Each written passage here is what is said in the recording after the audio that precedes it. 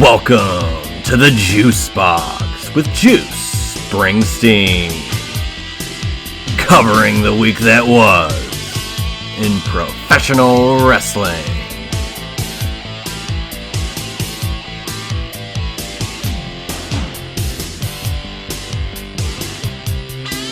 And welcome everybody to another edition of the Juice Box. I am Juice Springsteen, and this week we've got the Elimination Chamber PLE Prediction Show with yours truly and the one, the only, Josh Isenberg. We'll get the nitty-gritty out of the way before we dive into the Juice Box, discussing some Perth, Australia PLE goodness. As always, follow me on Twitter or X, whichever you prefer, at Juicy Steen. You can also follow Josh Isenberg at Josh Isenberg4 on Twitter. Follow me on Instagram at Juicy Wrestling Closet. You can find the Juice Box on Apple Podcasts, Google Podcasts, juicysteen.podbean.com, and on Spotify as well. If you listen to it on Spotify or on Apple Podcasts, if you have any amount of time extra after you listen to the show, swing by, leave a rating and review. It really helps the show grow. So appreciate all that support as well. PLE this Saturday morning, 5 a.m. if you're on the East Coast, 11 p.m.-ish, and maybe midnight there in Hawaii if you're watching this show. It's going to be an interesting show. Only 4 matches, plus a Grayson Waller effect with Seth Rollins and Cody Rhodes, so that'll be fun as well. Josh and I break it all down. We can get into the nitty-gritty. We discuss some hard-hitting topics. We also discuss the intricacies of the whole women's chamber and the Jade Cargill of it all. We really dive deep into that as we follow up from our Royal Rumble prediction show last month with LeBar, where we really dove deep in the Natalya, Nia Jax, Jade Cargill situation. But great time talking with Josh, as always, and I'm sure he'll be with me next week for the Revolution prediction show, and then WrestleMania coming up in a couple of weeks. That should be fun as well, assuming that at least he will be in for the PLE predictions for WrestleMania. I'm hoping to get some more straws thrown in the box, so we'll see. I'll keep everybody updated. But without further ado, here are the Elimination Chamber PLE predictions here on the Juice Box from yours truly, Juice Springsteen, Josh Isenberg. Enjoy. It's another PLE weekend here for the Juice Box. Myself, Juice Springsteen, and my guest at this time, the one, the only, Josh Isenberg, here for the Elimination Chamber PLE predictions. Josh, how are you, man? I am wonderful. Excited to talk Perth, Australia, the home country of Mommy, and I'm excited to talk some Elimination Chamber predictions with you. Yeah, man, this is going to be a solid little card here. Upwards of 50,000 people seemingly will be in this building. The, what is it called again? The Optus Stadium in Burswood, Western Australia, in Australia. It's going to be the first Elimination Chamber ever to take place in an outdoor venue. I love that this is a quote-unquote secondary show, B show, Rumble Mania SummerSlam in a stadium, and it's not in Saudi, it's just the outdoor stadium somewhere. I love the international flavor, quite frankly, that WWE has been bringing over the past 2 years now, since like Clash of the Castle.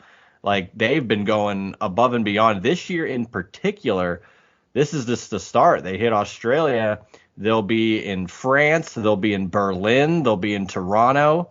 They'll probably be in Saudi again. What are your thoughts overall on these international PLEs? Do you like them outside of waking up for 5 a.m. for this one? What are your thoughts on the international flavor of it all? Yeah, I think it's great. You look at Backlash in Puerto Rico, when typically Backlash has been a good pay-per-view, but not necessarily one that you wanted to see, like must-see type of PLE. So I'm excited to see what Australia brings. I know that they have France this year for Backlash.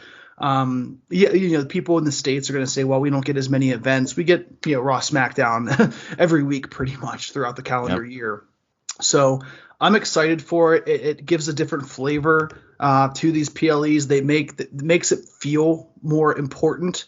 And I think with this card, the limited amount of matches, knowing that the Elimination Chamber match might take up close to an hour with, entrances and all of that jazz, similar to a Royal Rumble match. I'm just excited to see the spectacle of it. And I think it's something where they sprinkle in, taking out Saudi Arabia, because that's kind of a constant every year, 2-3 times a year. It's nice to see them go to, England for Money in the Bank and, France for Backlash. So I love it. I think it's must-see PLEs now with those secondary pay-per-view, with those secondary PLEs. I'm floating all over the place. Oh, it's okay. Like you said, Puerto Rico was like a game changer for me, because it was like, this is a quote unquote secondary, because Clash of the Castle kind of created for that particular area and event outside and where it was located in Wales, and the Drew McIntyre, of course, part of it all. But Backlash in Puerto Rico was like, oh man, they could kind of go anywhere. And here they are. Like you said, each one of these matches, like the chamber matches, could be upwards of an hour. And collectively, they are the 33rd and 34th Elimination Chamber matches in the history of the match.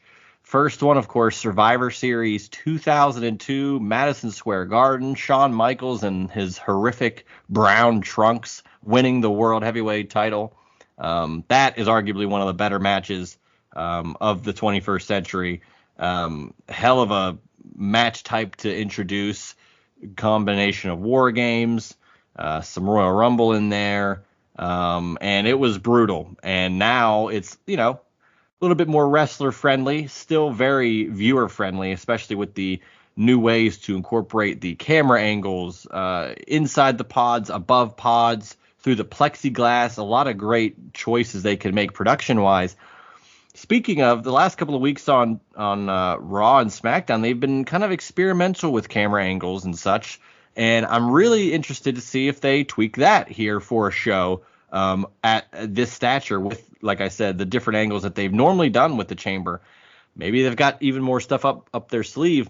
Something they did, I will mention, I don't know if it was this past week on Raw or 2 weeks ago, but they did the drone shot from outside the building into the main concourse area through a doorway into the actual audience to capture the whole vibe of the crowd. They did that for the Puerto Rican Backlash show, and I thought that was one of the best camera innovations WWE has actually implemented. Of course, they used drones and they've used crazy types of footage to capture fireworks and stuff like that, but to literally bring a camera, fly a camera from the outside into the building, through the fans, into the arena of it all with the surrounding fans, I thought it was a great visual. Now that they've done it again on TV, I think they could do it here at the chamber, depending on how the building's set up. I'm not really sure how this building compares, although it is an outdoor stadium compared to the Puerto Rico one, so we'll see. But are you a fan in general, back to what we were talking about, of the chamber match before we dive in? Where's the rank for you, the Elimination Chamber, in the quote-unquote gimmick matches? Now this is our 33rd and 34th overall in 22 years. I think it's similar to Hell in a Cell, but a little bit different, because Hell in a Cell was basically a glorified cage match with a roof, and I think when you look at what Elimination Chamber was before being a February pay-per-view, I didn't love it as much then, because now that this Elimination Chamber has a reason for it, not necessarily a championship match. I'm sorry, not necessarily a championship, but more so than not, a championship opportunity. So it's basically like the Royal Rumble Part 2. So, who gets the opportunity, to go to WrestleMania this year, to face the women's champion and to face, obviously Seth Rollins. So I like it from that perspective. But it does get a little overplayed. But I do think that once they made it that kind of final stop to the road to WrestleMania. I liked it more because there's more on the line. I hated it whenever it was, a pay-per-view that was middle of the year, or even a match that was involved with another pay-per-view like Survivor Series when it first, initially came to fruition. Just because that event at that time was still a pretty good pay-per-view in terms of what you could expect. Now, Survivor Series itself obviously became War Games because Survivor Series was an outdated institution. So it was kind of interesting to see that. But overall, I would say Elimination Chamber. My favorite obviously is the Rumble. Money in the Bank number two in terms of gimmick matches. It's probably in the top 5, but again, with so many of them, it's hard to decipher the importance of each match. But I like how it's placed now a month and a half, 2 months out from WrestleMania.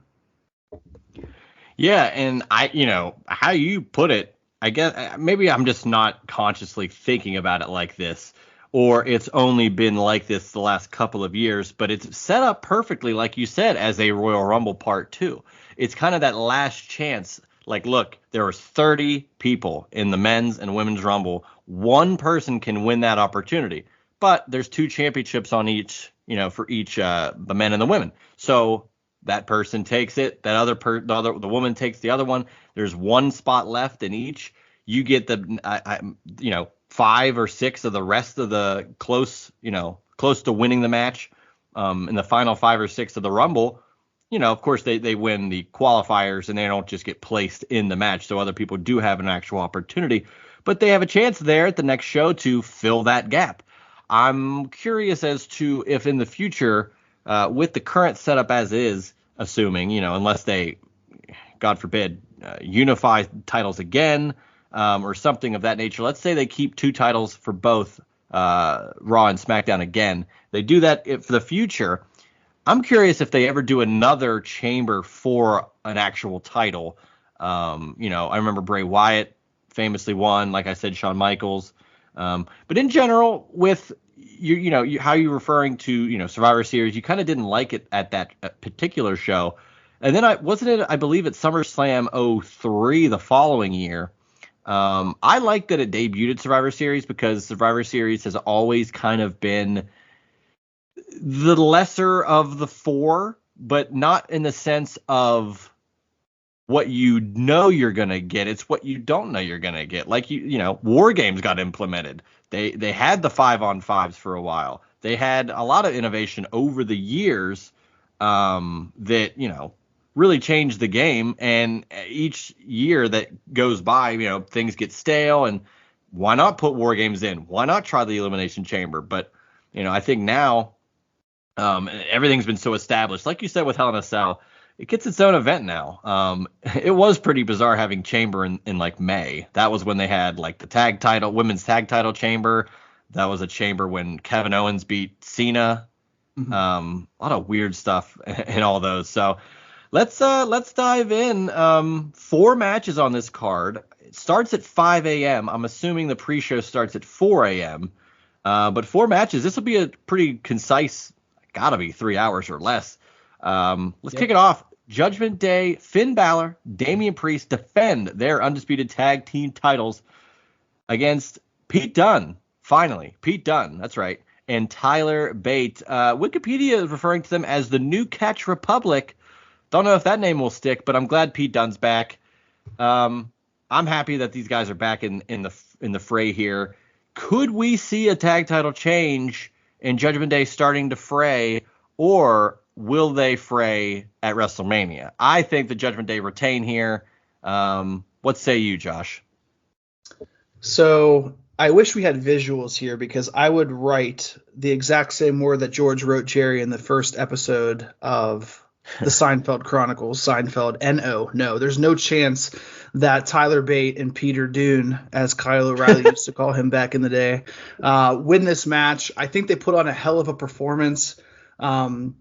It's interesting to me to see what happens with the tag team championships at WrestleMania looking forward, because there's a lot of great tag teams, and we've seen that over the past 2-3 months on Monday Night Raw and even on SmackDown, giving opportunities to teams that just are they have common ground. Gargano and Ciampa back together, Pete Dunne and Tyler Bate back together. You have a lot of these really good tag teams that don't have much to do because it's undisputed tag team championships, which is different than obviously with the U.S. Intercontinental and then the two main world championships. So I think this match is going to be a really good match. I think you're going to get a lot of action from Pete Dunne and Tyler Bate, where they're going to wow you a little bit. This is a stage for them to, break out, even though a lot of people from the UK have already seen this, maybe not as many people from the States. But I think at the end of the day, the Judgment Day retain, go on to WrestleMania, and I don't know what they do with the tag titles at WrestleMania. I mean, the obvious choice could be Miz and R-Truth, but there's so many other tag teams that deserve an opportunity for these championships. So time will tell, but time will tell on Saturday at about probably 5:45, 6 a.m. that Eastern time, that the Judgment Day will still be the undisputed tag team champions. Oh, so before we get into the actual order, you're gonna say that this is the opening match? You think I think this is the second match. I think the first match is Rhea Ripley versus Nia Jax, and that match might not last more than 10 minutes, 8 minutes maybe. Huh. What do you think closes the show? I mean, I think the men's elimination chamber closes it. Okay.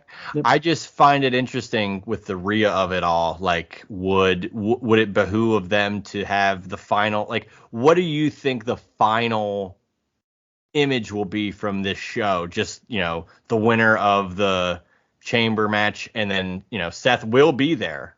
A stare down. The Grayson Waller effect to do a stare down. Because I kind of think the same thing will happen with Rhea and whoever wins the chamber match on that side, but I kind of thought maybe that would be the big, moment to have, the crowd at a fever pitch at that point. But yeah, I mean, I think either way goes well. I think what I would do, since Nia and Rhea is not going to be a 5-star match by any stretch of the imagination, it's going to be seeing Rhea Ripley use her strength to beat Nia. I mean, every Nia Jax match, and I like Nia Jax, but every Nia Jax match is the same, where she dominates very early, and then whoever she's facing hits one or two moves, and then really just transitions into their finisher to knock her out. Like, that's the crazy thing about big opponents.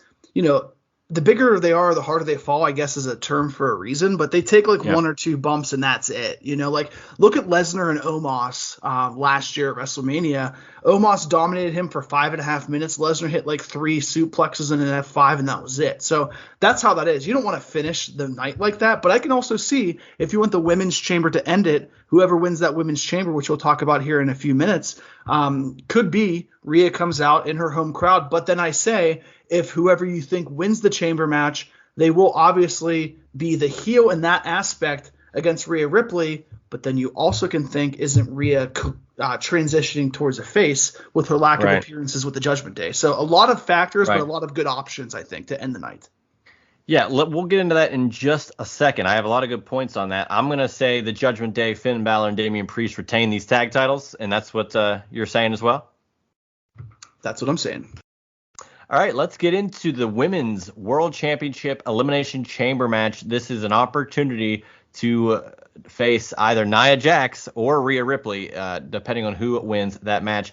This is an incredibly stacked lineup of a chamber match. Honestly, in where the legitimacy of who could win in this match, I think is a broader field than the men. I think this is a better overall 6 women match than the 6 guys that they have. Not saying that the match will be better necessarily, but I could pick 3-4 of these women maybe to win this thing, and not really have a problem with it. The talent level, the women's depth of the roster right now is really deep, and we've got Becky Lynch, Bianca Belair, Liv Morgan, Tiffany Stratton, Naomi, and Raquel Rodriguez. Winner takes on the winner of Rhea and Nia. A lot going on here. Bianca is on the cover of the video game with Rhea. Raquel just made a return, and she's been imposing.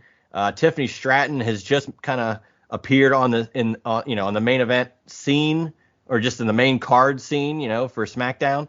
Naomi just came from TNA. Liv Morgan just returned. And Becky Lynch, Based on how, she's been talking in promos and just how things have been going, things will all be going your way. Becky Lynch seems to be poised to take this title from Rhea Ripley at WrestleMania. Any six of these women, I go ahead, they could win. I'm going to choose Becky Lynch, although I've been saying for a while, and I think it's the maybe bigger match. Maybe they're waiting, but I think Rhea Ripley and Bianca Belair is an incredibly huge match. Maybe they'll save it for another time, but this is when Rhea's the hottest, and Bianca has a show on Hulu, and things are just trending that way. And Bianca doesn't even need to win that match, and Becky can come in and beat Rhea at SummerSlam or something. But you want to really put Rhea Ripley on the map, have her defeat a major star. Although Becky Lynch is also a major star. So, well, that's what I was going to ask you. In your opinion, Juice, who do you think is a bigger women's wrestler right now, Bianca or Becky? And I'm not talking about the Hulu show because I understand that cross promotion is big for them. Right. But in terms of actual looking at the women's roster, do you rank Bianca over Becky? In terms of recent success, I do. I think Bianca she's the last 2-3 WrestleManias been world champion and won the title, and we called it Jane Cena. Now Becky Lynch, of course, she main evented and won the first ever main event featuring women at a WrestleMania. The last WrestleMania I was at, 35. That was 5 years ago. Not saying that she can't do it again and come back again and become a more evolved, more veteran style wrestler in that regard of, she has the lineage. She's just a little bit more grizzled now, but, Bianca has the more recent success. I think as of right now, excluding the outside of the ring, I think Bianca, because Becky's got a book coming out too. I think Bianca Belair is the bigger star right now. What about you? How do you look at this whole scenario? So I think Bianca is the bigger star right now, but I think whenever I look at my WrestleMania card, or I wouldn't say dream card, but what I can see happening, the pieces fall into place, there's got to be somebody that can be a women's one-on-one match without a title. And that's not happened in a long time, I feel. It's typically the women's tag team championships, the 2 women's championship matches, and then maybe a 6-woman like it was last year with Damage Control, Trish, Lita, and Becky. So I think Becky wins this match. And then I think what you really do is pivot towards Bianca Belair and Jade Cargill. I think, Jade, and I talked about this a few months ago with you, and you and LeBar just, Natalia over Nia Jax. we had a great time. That's neither here nor there. It's more there than here. But when I think about what I want to see Jade Cargill do now, I say for the WWE fans who have not seen her but who knows of her, is it more impactful for her to beat Nia Jax, who the wrestling fans hate? So a lot of heat there. But we know her limitations, and everybody has beaten Nia Jax at this point. Or do you have her face Bianca Belair, who is Jane Cena for the past 3 or 4 years? And what does that really do to Bianca? Nothing, really. If Bianca loses to anybody, it doesn't do anything to her because she's built up such credits and such credibility over the past 3 or 4 years where she can easily put over Jade, and that skyrockets Jade to being this mega star, this superstar, what everybody wants her to be. And I think her first match needs to be a match where it's not we got the Jade and Nia body slam tossing her over, right? We've seen that strength at Royal Rumble. So why not pivot a little bit and give her potentially the best physical athlete on the WWE roster, and that's Bianca Belair. Oh, man. So we have come a long way since our Nia Jax, chaos that ensued about a month ago on this show. Had to educate you guys. I'm sorry. It was also incredible. It was almost as if WWE maybe was one of the very few listeners that do listen to the show, because Natalya came out number 1. And I was like, gotta be, what is going on here? I was there and wanted to jump off of the Tropicana field. I almost swore, but yeah. This is a family podcast. But you make good points. I don't disagree with you. I think that everything that LeBar and I may have, in the positive realm of trying to get over a Nia and Jade match, you get the slam, you'd get a pin instead of the elimination. You kind of said, and I agree, that stuff kind of already happened in a way. You don't need a pin now. She threw her out of the Rumble. She pissed her off. To me, that's enough. However, my issue or my concern is not whether that's a good idea for Bianca and Jade and to not be Nia, but will WWE see it that way, or will WWE take that cautious look at it and say, look, yes, we want Jade, and of course they do. She's been made a star without really having a one-on-one match. We want her to be this next face, or up there with everybody else. Let's have her have that match with Bianca Belair. But that there's going to be a lot of those fans, even if she does win against Bianca, and if it's a great match, it would have to be damn near perfect for the type of fan where it's just not good enough for them. Like, how dare you have Bianca lose to Jade after Jade's done nothing? Like, to me, those fans are more satiated with, to me, Nia Jax maybe loses this first match against Rhea Ripley. She's pissed off. Maybe she, goes on a rampage at some point. I don't know. But let me ask you this. Yeah, let me ask you this. And I think you're very right in this, and it's actually me contradicting myself because, some of the points that you and LeBar were talking about was, Natalia's a ring veteran, a ring general. If anybody wants to be in the ring with somebody, it's Natalya to learn the ropes, everything like that. Totally understand that. So that's why I kind of pivoted a little bit from the initial thought of Jade versus Nia, because it already happened at Rumble. So if you give that at WrestleMania, Jade will do those power moves, no doubt. Again, we've seen them. The fans will like it. But I think at this point, if WWE is comfortable with how Jade has been training in the ring, is there a better and bigger star in the ring than Bianca Belair? Like, no offense to Becky Lynch, because she's a really good wrestler, but Bianca has that natural athleticism. You put Jade in the ring with what she looks like, with the athleticism of Bianca, and I think Bianca can get actually a better match out of Jade than Natalya can, because it goes back to her being a bigger star and just as good, if not better, in the ring than Natalya. So that's where I kind of pivoted a little on. I want to see Bianca versus Jade, and also not bad to look at. Am I right? Hey, no qualms for me here. I'm in agreement with you. I think Jade Bianca is a huge, huge match. I fear and it's not that I don't believe in Jade. Like, I don't want to get any of that misconstrued either.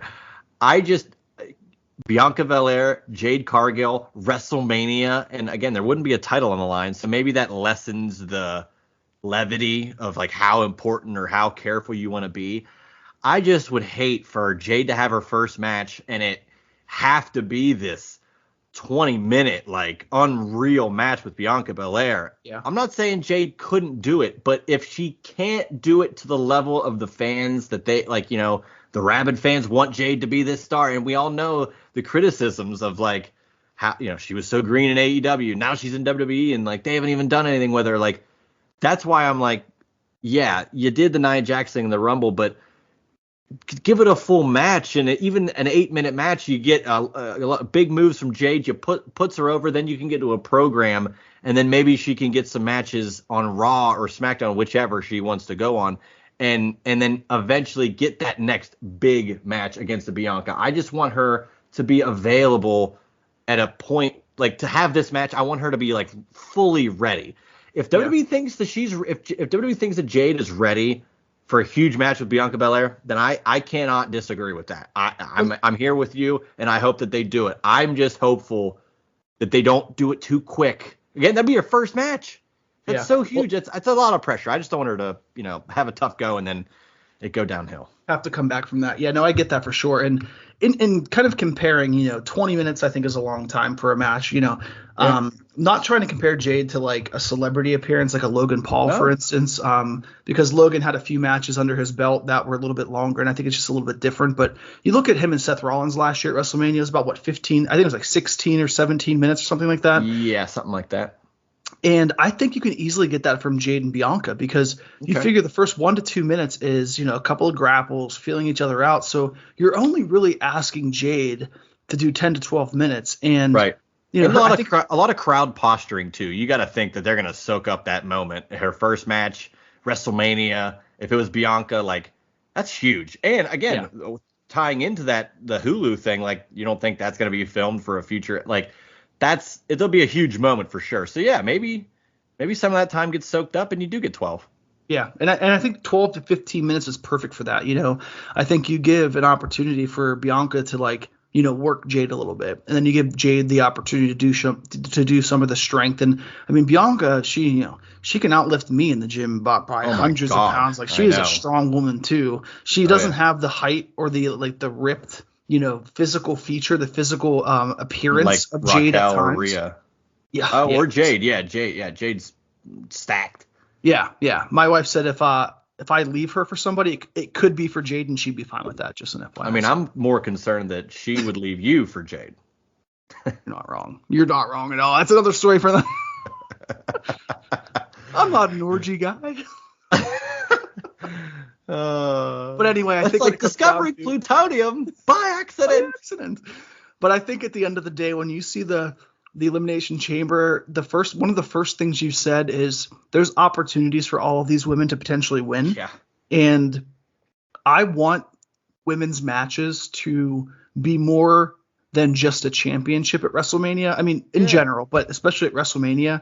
And I think they have an opportunity. I mean, you have 2 women's championship matches. You have the women's tag team match, and then maybe a singles match with Jade and whomever. But then you also have a plethora of other women who can get into a storyline to really have a good, maybe another one-on-one women's match. Like, why is it out of the realm of possibilities that we can't have 3 women's matches each night? They have that much talent. And they have that much time. Like even like let's pluck, let's say Rhea and it's Becky, right? And then you've got, what is it, Becky and Io. So you got what? Bianca, Liv Morgan, Raquel, Naomi, Tiffany Stratton, Nia Jax, and if people that I'm clearly not naming maybe that are also available, like to not even, Trish could come back at some point. We don't know. WrestleMania season kicks way into high gear starting Monday, So I don't know. There's so many. I don't see why they couldn't be. You're going to have that tag title match, like you said. So maybe you get an interesting tag dynamic there. I would love to see a couple more matches on the women's side. You got 2 nights. That's above all. It's a combination of the roster size for the women and not just roster size, the depth of great talent. They're all high level. None of these women are just schlubs. It's a very deep roster right now, plus the 2 nights at Mania. Let's have a couple matches. So ultimately, I think this is going to be a great match. I'm looking forward to seeing Tiffany Stratton in her first real big spot. Love her. Naomi is what'd you say? Love Tiffany Stratton. I think she's a fantastic performer. I think she has that old school Barbie, whiny, blonde, I'm better than you gimmick. But yeah, you're right. Her, Naomi, like they have so many options with the women where that's a point where I don't hate the fact that they have Triple H at the head of creative, really, because I could never piece this together to get the most out of everybody because how much depth they have. You're telling me. So I'm going to say Becky Lynch wins. If I had to pick a backup, I'll take Bianca, but I do want to see Tiffany Stratton hit the moonsault off of a pod. So sign me up for that. Who you got in this? Yeah, Becky Lynch. If you had a secondary choice, who would it be? Realistically, I would probably say Bianca. If they want to strap it, it's Tiffany, but I don't see a story with Tiffany. Yeah. No, not yet. No, that's the other thing. Not yet. There's so many different talent that would have a legit great story and probably a damn good match with Rhea or any of these combinations of these women. I feel like would be amazing. So look at us. Look at this depth. This is fantastic. So look at us. Let's get into that next match. Rhea Ripley, Nia Jax, singles match, women's world title. You made it seem a little bit, not that you're throwing this match away, but it's Nia's gonna get offense, Rhea's gonna obviously win. I don't care. I'm here for 8 minutes. Make it a Nia Jax sprint. Make it a Andre Hogan sprint. It's Australia. Rhea Ripley's gonna be over unbelievably here. And I can't wait, especially because Nia Jax is going to be it's such an easy heel, for the WWE universe in general. But for a Rhea Ripley home crowd, give me a Riptide to end this thing, and that will pop everybody. If depending on when this match and the previous one we just discussed take place, it would be cool to see, if Rhea has the match first, she wins, and then whoever wins the chamber, Rhea comes out to have that face-off. That would be badass because you already know the match, so there's no sense in just doing it on Raw. But yeah, I think Rhea Ripley wins this thing, and it's just going to be a great moment all around. This is just a great home crowd moment, similar to Clash at the Castle, but I think it's going to turn out better for Rhea instead of what happened to Drew. Definitely agree. I think Rhea wins this. I'd love to see a Riptide off like the second rope. I think that's possible to really finish off Nia, because I think Nia will kick out of one of the Riptides. But I will say this, and this is a question that I've had with some of my friends and other people who, are just big wrestling fans. And I want your opinion. Sure. So Rhea Ripley has been champion for almost a year now. And her matches or her feuds have not been amazing. And I think it's predicated because they did not have anybody at the level of Rhea Ripley after WrestleMania last year. Would you agree with that? Yes, I would say definitely that that's the reason. Yeah, they when Rhea Ripley wins the title, I doubt that the WWE was thinking, oh well, we got a whole roster of people and they'll just have great matches. I don't think they thought that Rhea would get as over maybe as she has been, and that you really should her match at WrestleMania was arguably the best match of the whole weekend against Charlotte. Yep. And the people you had her title defenses on paper or PLEs after, and this is no offense to the women that she fought, but Natalya, Raquel Rodriguez, Zoe Stark. Outside of Raquel, Vega, right? Was it Zelina Vega too? In Puerto Rico? No, was that EO? That was EO, maybe. Maybe that was EO, yeah, because I don't know if it... But I know what you mean.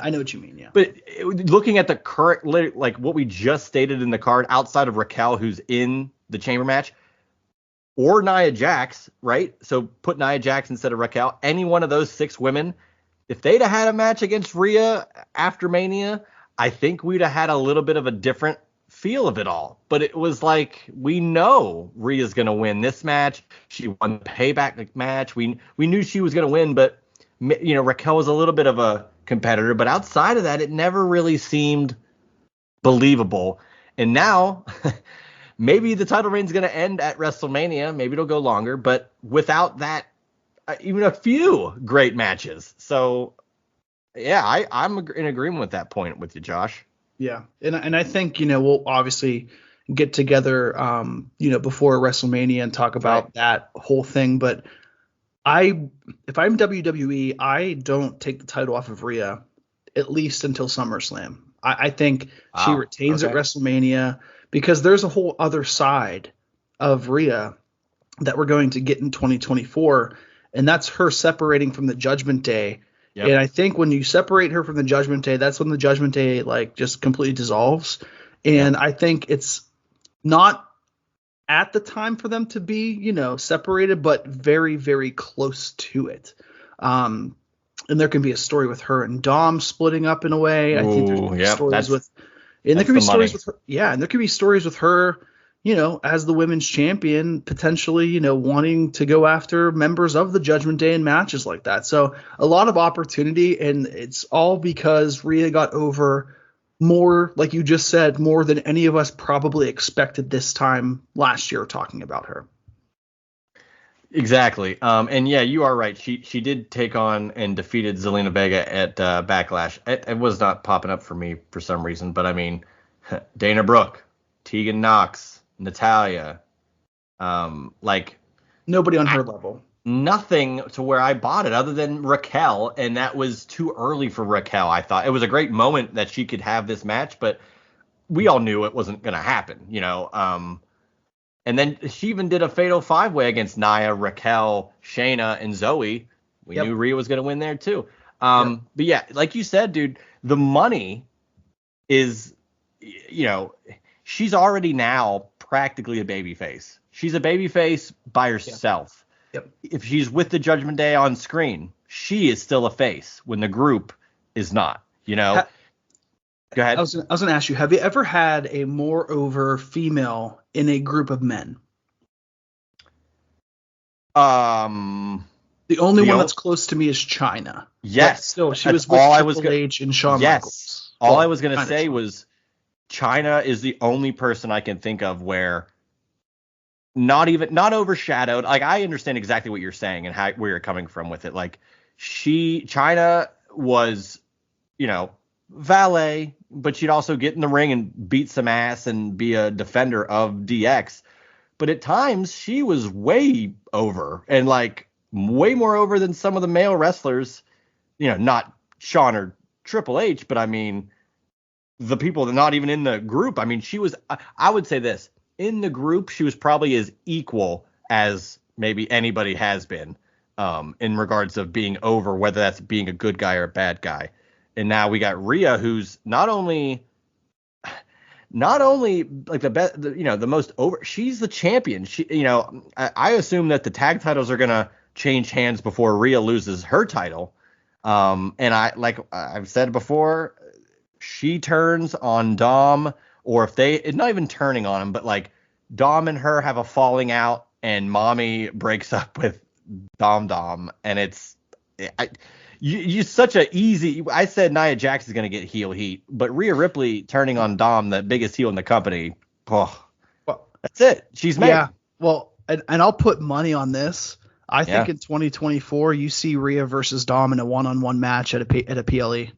So I definitely agree, and I think that and in the last, I don't know, 4 or 5 years, I definitely think that the intergender aspect of wrestling has been discussed a lot.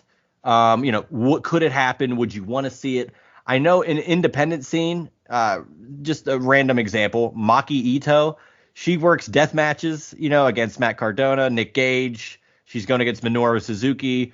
Certain types of matches in wrestling companies lend themselves to intergender, where it's not a traditional match where, you know, weapons are involved and it's portrayed a different way, because in 2024, it's not easy to put that on screen and make it okay, you know, and tolerable and palatable for everybody.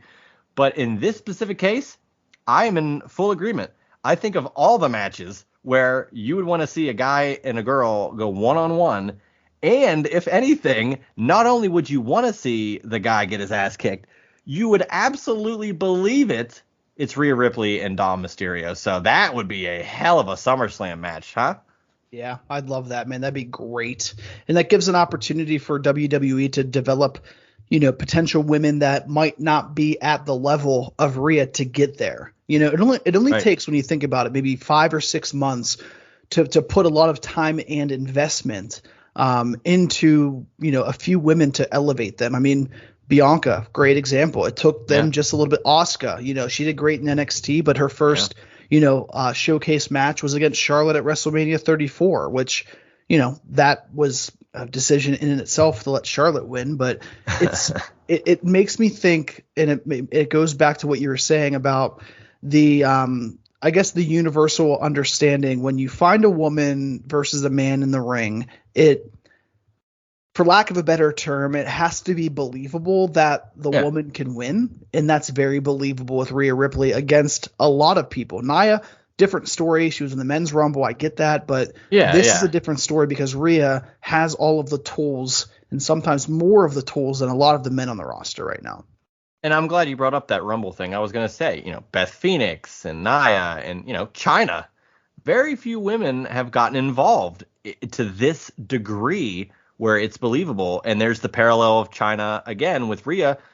Chyna was Intercontinental Champion. I'm not saying Rhea could do that or would want to do that, or if they, you know, really want to go down that path. but I definitely can see in the cards a match between her and Dom where it's believable. It doesn't need to have a title. Yeah. Everybody believes it, and it would be a huge, like a crazy heat match. Like everybody would be going nuts for that. So, Yep. Sign me up for that. But I think Rhea Ripley's going to take this, and yeah, we'll talk about WrestleMania as we get there. But maybe she'll keep it past there. So you think Rhea retains? Obviously. Yes, sir. All right, let's go to this final match now. Like I said, I don't know what's going to close out. Before we get to this match, I guess we can bring up there will be a Grayson Waller effect, with Grayson Waller hosting, of course, with Cody Rhodes and Seth freaking Rollins, the World Heavyweight Champion. Whether they set up a tag match at WrestleMania with Roman and The Rock, who the hell knows at this point. But I know The Rock won't be there. At least that's what Triple H says. So who knows, bro?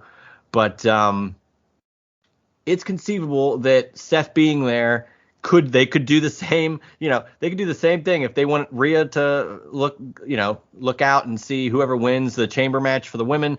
Much like Cody pointing up to Roman in the skybox after the Rumble, even though that was negated 6 days later. You could have Seth Rollins there and being like, hey, it's you and me, pal. Whether it's Drew, Randy, Bobby Lashley, LA Knight, KO, or Logan Paul. It's pretty stacked in the lineup of guys, but to be honest, I only see 2 guys that could potentially win this, with a third being a wild card choice. Just looking at this thing, I think it's set up for Drew McIntyre to win, and even with that knowledge and with that answer from me, I'm not sure him or Seth Rollins would walk out as World Heavyweight Champion at WrestleMania, even if those 2 guys are in the match. What say you? Who do you got winning this, and what are your thoughts on the whole situation, including the Cody, Seth, Grayson Waller effect, which will probably be really cool too, considering Grayson Waller's from the area as well. Yeah, I think that'll be a fun segment. Break up a few matches.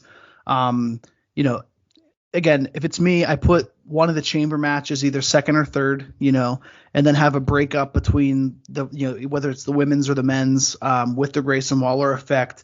That's why I think the men's match might be more towards the main event, because I think the Waller effect will happen probably after the women's chamber match, which could be second or third. Just again, to split it up. You don't want to have 2 elimination chamber matches back to back, and there's only 4 matches. So that now that I think about it, maybe that tag match, like I mentioned before, might be the match right before the main event. But you can have the Grayson Waller effect right before the men's chamber match, and then have, Seth, go up the stage, Cody go up the stage, and then start introducing, the men's chamber match participants, whether there's, those guys going up the stage when Drew comes out, and Drew looking at both of them, because Drew's been involved heavily with both of them over the past handful of months, heck, even 6 months, really, when you think about it, whenever he, was facing Seth Rollins for the World Heavyweight Championship. If I had to pick a winner, I think it's going to be Drew. Man, to my extent, there's been 2 flubs in recent memory for WrestleMania in terms of outcomes. The first one is Sting losing to Triple H. God. 31 didn't make sense. And then the second one to me is Drew losing to Bobby Lashley when fans came back at 37. I'll die on that hill. Like, he's never gotten that. And then you think of Drew after that, 38. Facing a Jinder Mahal, which nobody remembers. And then, he's never gotten that spotlight. So I think actually Drew wins. Or I can honestly see Priest pulling a 31 like Seth did, and making it either a triple threat match or just cashing in after the match at WrestleMania. But when it comes down to it, I think this chamber match does a few things. It does It begins the feud with LA Knight and Logan Paul. I think LA Knight or Paul eliminate one another. I think Orton puts on a hell of a performance, but I think Orton's path to WrestleMania might be a little fuzzy, but I think it has something to do with the bloodline. And then you look at what's going to happen, with the final remaining competitors. Lashley has no chance, obviously, but it's process of elimination for me, and I think Drew wins. and Drew gets this opportunity to be a world heavyweight champion again, even though we've seen him and Seth a couple of times last year on PLEs. But this one's a little bit different because this is a different Drew McIntyre. This is a McIntyre tapping into things that I feel he has not been able to tap into because he was that COVID champion. And then after the fact, just kind of, last year with the triple threat match, kind of getting there. And I thought it was a great way that they put him, Gunther, and Sheamus together. But it has to be McIntyre now that CM Punk's eliminated. And if they don't cash in Damian here, we've talked about it, for 7 straight PLEs? Like, every single PLE, this could be the time, baby. Juice. This could be the time. It has to be the time at Mania. But again, I want Drew to win because I think he has earned it. I think he is the most logical opponent for Seth Rollins. Yeah. And I think Drew right now tapping into this persona of his gives him the best option to be the most viable competitor for Seth Rollins at WrestleMania. Oh, I got a lot to dig into with what you said there. You said so many little things that I'm like, great point. Great point. Yeah. Yeah, it's so no, he's not going to win. Drew, just how you phrased it is perfect. His leaning into his persona. He's not a heel. He's not a face.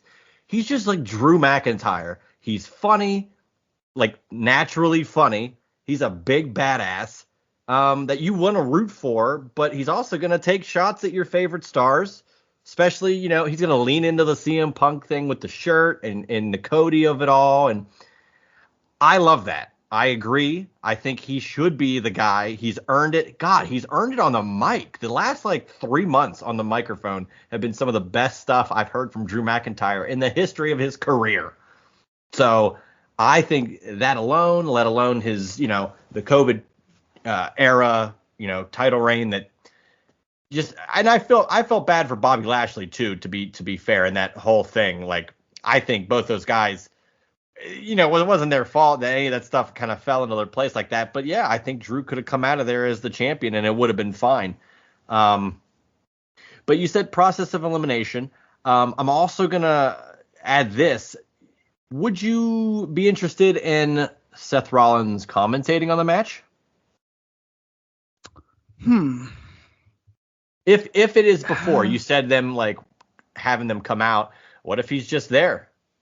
I mean, that's not a bad idea, but I don't remember the last time Seth Rollins was on commentary. Right. Additionally, would you be interested, because they've been discussing this and it happened at the kickoff for the WrestleMania kickoff, whatever, PLE kind of event. CM Punk was on the commentary there, and Punk mentioned, hey, I got a voice. I could still talk like that. And it seemed there was a rumor going around that, maybe they want him to do commentary. He does this panel with Big E and Michael Cole, and it was great stuff. And I don't see why he couldn't do more stuff. Do you think Punk is on commentary in any way in this show in the future? Would you like that? Because I think he can set up future things that he knows he can be involved in. He just can't do it yet. He can just plant seeds and he's great at commentary. Yes, but does his star power overshadow the individuals in the ring? Potentially. That's the only reason I would say maybe more no than yes. Maybe no right now. I think for a WrestleMania, I think he could do it for WrestleMania, and I wouldn't have a problem with that because it's WrestleMania. They had Titus on commentary, and I thought that was damn good and funny. Bring his entrance out. Yeah, get the live crowd in Philly to get that Punk entrance still. You get the Punk entrance at WrestleMania, and even if it's just on commentary and the live fans don't get to see him wrestle, you get that huge moment that we, fans have wanted for a very long time. And it's, if anything, it's a tease. Maybe next year we'll get to see it and he'll be wrestling. Let's go process of elimination. Elimination Chamber. Logan Paul, LA Knight, I think that's pretty obvious. I think one eliminates the other, something in that regard. Bobby Lashley and Kevin Owens to an extent, I think there's just no chance. However, okay, you go to Randy Orton. Randy Orton, I don't want to see him against Solo at WrestleMania. I don't think that's the right call. Is that something you're interested in, or why not? Maybe because I just didn't think that him Solo and Cena in Saudi, I was really hyped for that, and by the end it turned into a squash where Solo gets, a lot of, like, he got put over huge by John Cena, but then, like, nothing happened. So, like, what does it benefit Randy, who just came back? Is Randy going to beat Solo, handing Solo his first loss, and then Orton has to be next in line for something? Or is Solo going to beat down Randy after Randy comes back? Like, do you want to see that match? I wouldn't mind seeing that match if the outcome of WrestleMania was the entire bloodline loses. So if you see Jay beating Jimmy, if you see Randy beating Solo, if you see Cody.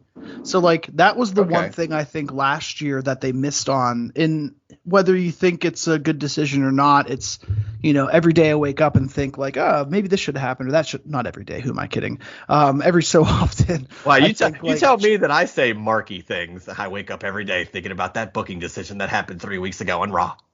You still have a picture of you and Stephanie McMahon on your Skype profile, okay? So who's the bigger mark? Anyway. Hey, that's for business, baby. No, but so when I think about it, if the entire bloodline crumbles like I thought they were going to do last year, then you have a story after WrestleMania. I don't know if that's the case here. I'm okay with that because that's a high-profile match for Solo, and we don't see many Solo singles matches on PLEs. So no, unless you just have him be Roman's sidekick. But then again, if it's Cody and Roman, man, it should just be like Bloodline is barred from ringside, right? Like, or whatever. So sure, but we all know that's not going to happen. I know. With the Rock involved there. But who else would you have Randy face at WrestleMania then? I know that's my thing. Is it does seem more organic, authentic to. Orton has had the problems with the bloodline. He should have something to do. And I know it's not going to happen, but I would love to see Randy Orton versus The Rock. But I know that match isn't going to happen. I don't know. I don't know who. Is Randy your number 2, though, potentially facing Seth Rollins? Yes, he is my number 2 choice. And then let's get into the Kevin Owens of it all and how I wanted to transition with Drew McIntyre, because I said even if Drew McIntyre wins the match, I'm not sure he or Seth Rollins are, end up as the champion. I think there is an outside chance that Sami Zayn gets involved in the match. I don't know how that were to happen to make it a triple threat. To me, there's got to be something where Drew and KO, maybe Drew eliminates KO, but he goes too crazy and really beats down Kevin Owens. Sammy makes some sort of save, leads into that. But I know, you mentioned specifically, Drew had his moments. You said he got screwed at WrestleMania, which, that's arguable, and you can die on that hill. I won't disagree. I think maybe Drew also got screwed at Clash at the Castle. Yeah.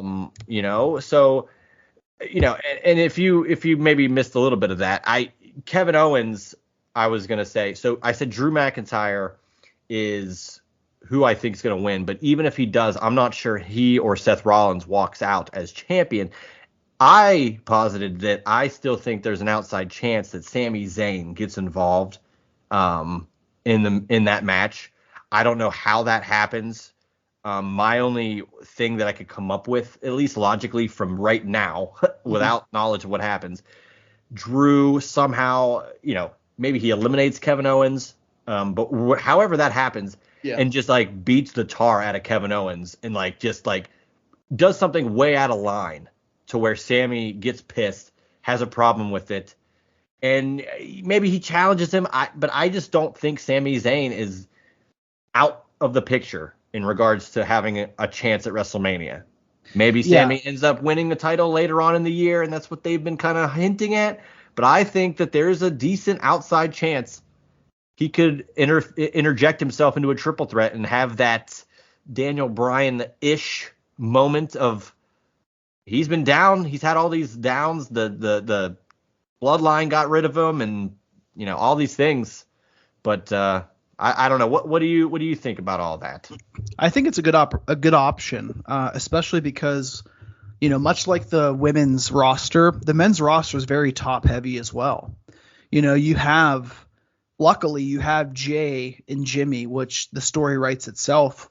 But then you have, KO and Sammy, who, KO was with, man, heck, he was facing Stone Cold Steve Austin and then won the main event of night one last year with Sammy. And Sammy did yeoman's work with Johnny Knoxville and then won that main event as well. So yeah, I wouldn't mind a multiple man match for that World Heavyweight Championship, especially whenever you say, Seth is the workhorse. And there has to be a way to logically make that happen. Yeah. And I don't know what that logic is just because I can't see it right now, but I'd be happy if there was not just Drew versus Seth and there was more individuals involved.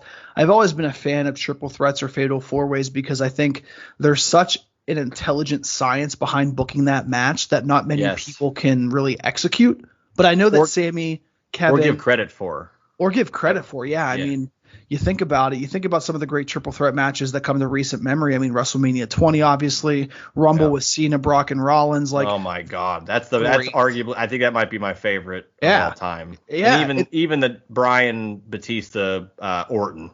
I mean.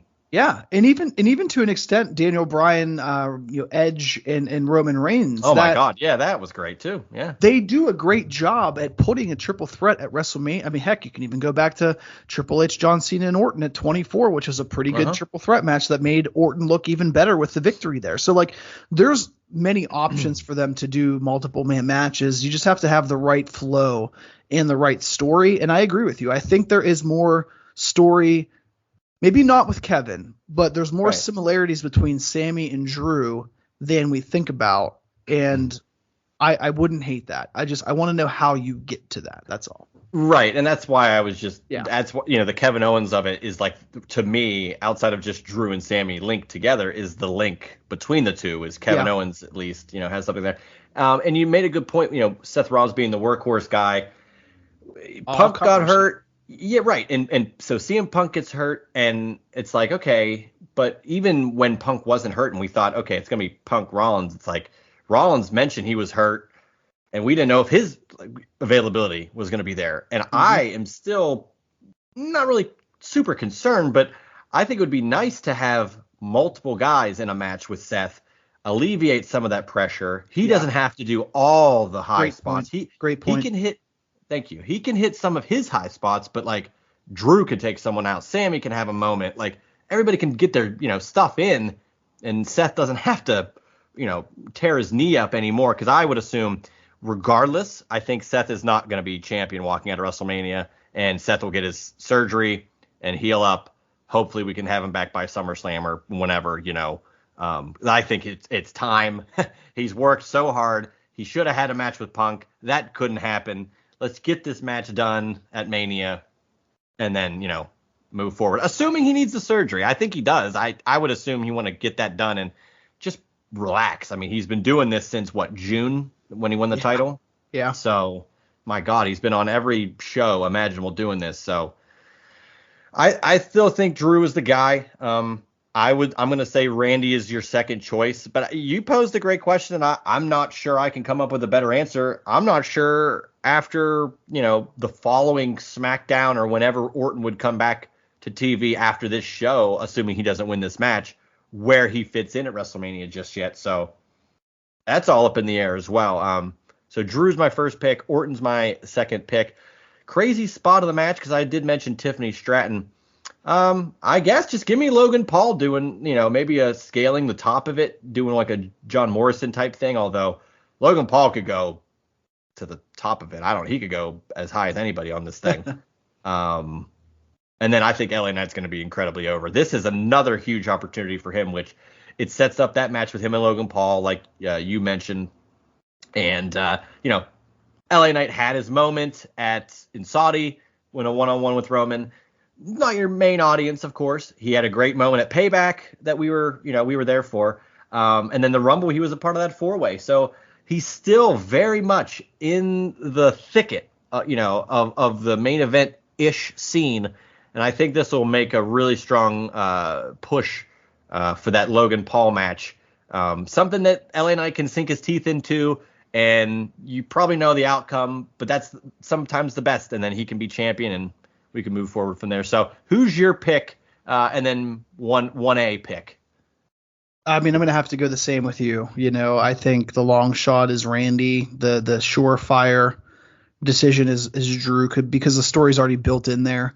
I mean, the only shot in the absolute dark for me, I don't see it happening, but what if it is Kevin and Sammy's like, wait a second, you're facing the world champion, you're taking my spotlight, some dissension there, but I don't think they're ready to do that again, because we've seen a lot of Kevin and Sammy as frenemies, as enemies.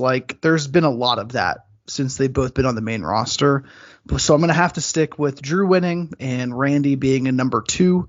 But if Randy's the number 2, I don't know what Drew does. Yeah, I mean, you screwed me again, McIntyre. I don't know if Drew can take another, just another L, or, 'cause you mentioned the WrestleMania of it all a couple years ago with fans. I said Clash at the Castle. And there's a chance he could get screwed again and not win at Mania as well. A triple threat, cash in, whatever. But I think him being in the main event, to him at least, is probably enough. And there's the overlying, inside baseball of it all, where it seems as if Drew McIntyre's contract is coming up sooner than later. And with the injuries and stuff, it's that extra plus 5 minutes at the end of a soccer match that Drew is kind of working in right now. So I assume he will, work through Mania, potentially work that Backlash show, but who knows? Unless, it's very obvious that he re-ups. I think so. Yeah, it's conceivable that he could jump ship, but I would wager that he stays with WWE, because even anywhere else, he did. He went to TNA, in Impact, and did a lot for himself, and that's why he's back and in this spot currently, is because he did a lot of that work outside of WWE to get back to WWE. So I think this is a huge moment for him, and hopefully he, for our sake, and this prediction show that we always do, where we're wrong with Damian Priest every month, maybe we'll get one right with Drew McIntyre winning this match. So final thoughts on the Elimination Chamber PLE as a whole? It's going to be a great show. I plan on waking up at 4:30 Eastern. I have some plans for my breakfast. I'm going to make some pancakes, my dietary pancakes, and I might have pancakes were dynamite. The dynamite. Pancakes were dynamite. So yeah, I'm excited for it. The 5 a.m. wake up. I'm happy to be back in bed at 8 a.m. until about noon. Start my Saturday after that. But overall, I think there's a lot to look forward to. And as we've seen month after month for the past year plus, every PLE delivers on some form or fashion. It was great to be at the Rumble. Had a wonderful time aside from trying to leave Tropicana Field. So I'm happy to be on my couch and just hanging out watching it, and I'm excited, and I hope everybody enjoys it, and I always appreciate being an extra ingredient in the juice box. And we always welcome you here in the juice box, of course, always throwing a straw in for some PLE talk. Yeah, man, I'm looking forward to this show too. Unfortunately, I will be working, I'll be sleeping as the show starts. I'll be on my way to work as the show is getting, in the middle of it. And I'll be on my way to begin my real work day once the show's over. So can't wait to not see any of it live, but I'll definitely have to catch the replay. I'll be, of course, keeping up with it on the tweet machine, But you control information, so you're more important. That's true. That's true. Well, and the big portion is, I'm not going to really see this show, but I definitely will be in attendance for the next PLE, which will be WrestleMania in Philadelphia. So that'll be fun for sure. Let's get into the final word from me, though. I think this show is going to be fun. I'm looking forward to the Grayson Waller and Rhea Ripley effect of it all, pun intended. I think it just, it's the Bad Bunny in Puerto Rico, Savia Vega, Zelina Vega thing. I love the hometown crowd atmosphere and these shows where WWE doesn't go. Australia never had this. I love this. They're tapping into untapped markets for massive shows, not just your, overseas tour that everybody's annoyed that they have to go to. This is a huge deal. And I'm looking forward to the growth of PLEs going even further international with WrestleMania 50 on the moon. But this show should be fun. I have the Judgment Day. I have Becky Lynch, Rhea Ripley, and Drew McIntyre winning. And I think it's pretty much across the board. Josh believes the same. It's always great having Josh here on the Juice Box for these PLE predictions. I would wager at least Josh Isenberg will be with me for night 1, night 2, potentially both nights of WrestleMania predictions. We'll figure that out as time gets closer to that event. But love having him on, and hopefully the show satiates your fix as a wrestling fan if you're lucky enough to see it at 11 p.m. in Hawaii or waking up at the crack of dawn like Josh. Hopefully you guys enjoy this show. Hopefully you've enjoyed this PLE prediction show here in the Juice Box. He's Josh Isenberg 4 on Twitter. I'm Juicy Steen on Twitter. And hopefully you guys enjoy the show and tune in next week for the AEW Revolution PLE prediction show right here on the Juice Box. That was the Juice Box with Juice Springsteen. Make sure to subscribe to the Juice Box wherever you listen to podcasts.